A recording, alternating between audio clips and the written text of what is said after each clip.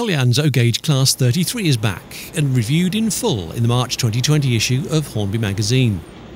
It's 60 years since the prototypes first entered service with BR's southern region. Heljan's previous O-Gauge 33 was added to the range several years ago and has proved to be a sought-after model.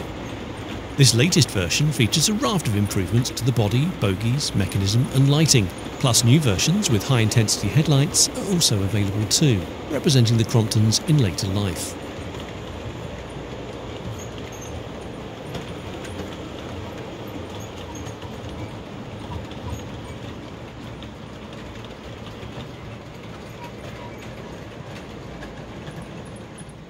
Our review sample was finished in BR green with small yellow panels and performed well while on test on Hornby Magazine's O-Gauge circuit, running alongside an earlier version of the O-Gauge 33.